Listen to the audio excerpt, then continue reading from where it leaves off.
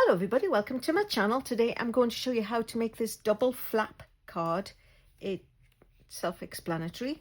It just has two flaps, and this one is made using the lovely North Pole Delivery Designer Series paper, which is pretty much in every which way. It does not have an orientation. I know you can see the two envelopes are pointing up, but that's because when I was looking at the pieces that I had, I specifically chose those to go in those places.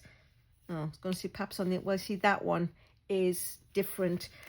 I made one quite a while ago, and the orientation mattered because these two pieces, they sort of came out of each other, and if I'd have done a flap at the top and the bottom instead of a flap at the top and the side, all the water would have run off my card. So you do have to pay attention to the pieces. What I would suggest is you cut your 6x6, lay them onto the layers, and then see which works best for where you want to attach them. So mine has a side and a top. It could have had the other side and the bottom.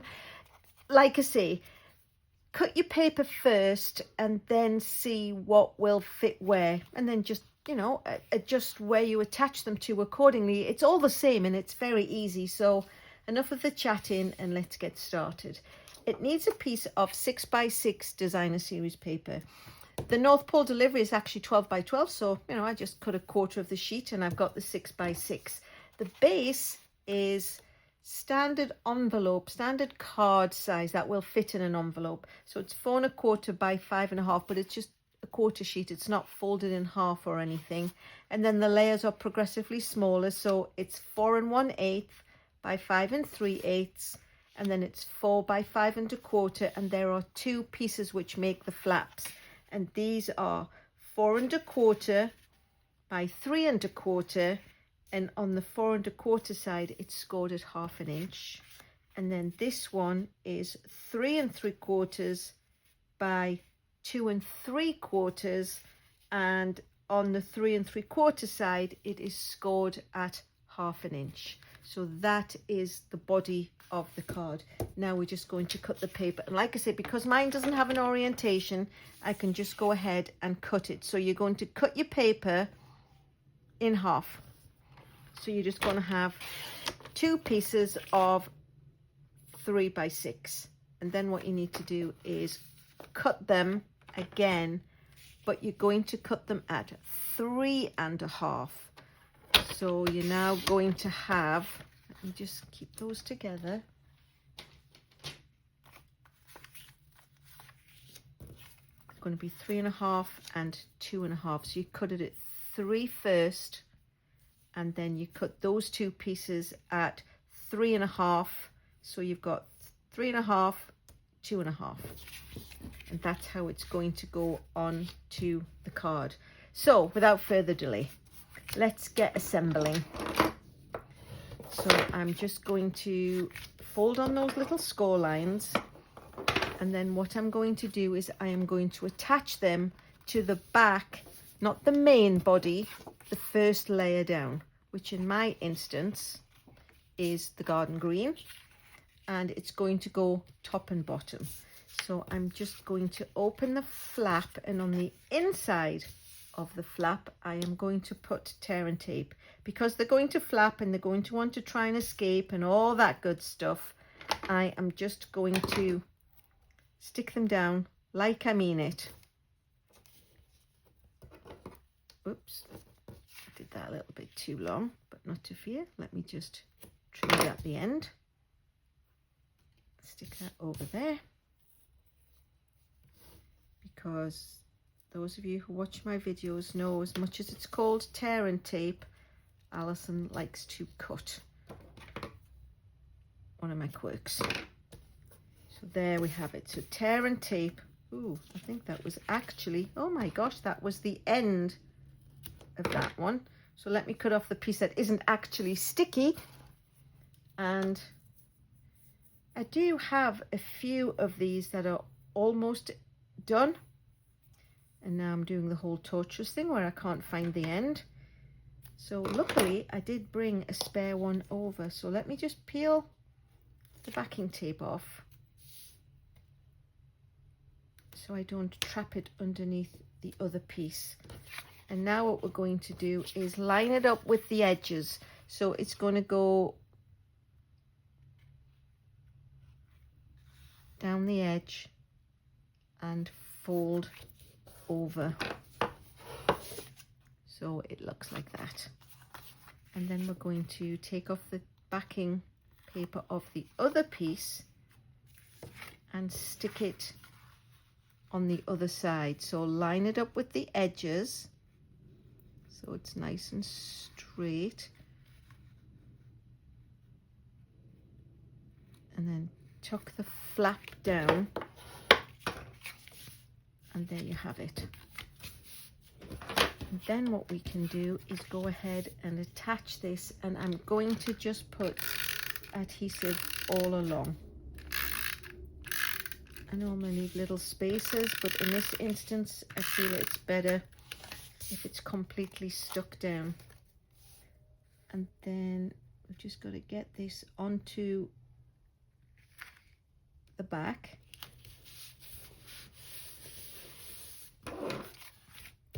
And then we can put the white inside. And because that doesn't have to be told to sit, it can just be my usual method. Looks like there's a little score line on that, but not to fear. So we're just going to line that up so it's just a little border to give it just a little pop of green. And then what I'm going to do is attach the pieces of the designer series paper, and one is going on the outside and the other one is going on the inside. So this is where you can just choose which piece you want to go on the front or the inside.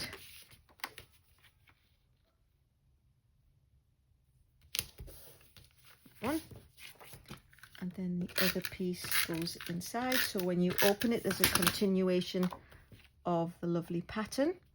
Because there are no envelopes particularly sticking up, it got cut out of a different piece of the cardstock, and these ones, ooh, eeny meeny, I'm going to put this one up and I'll point it inward for no other reason than I can.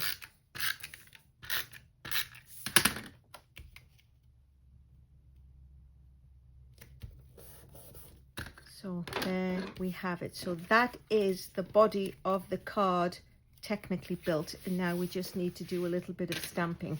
So I'm going to be using the Traditional Labels stamp set. It's one of the new ones in the holiday mini catalogue, and I am going to do it with Garden Green and Real Red. So Garden Green is just a nice colour, washes off nicely, and I'm going to do Merry up in the top corner, because who doesn't want to be merry?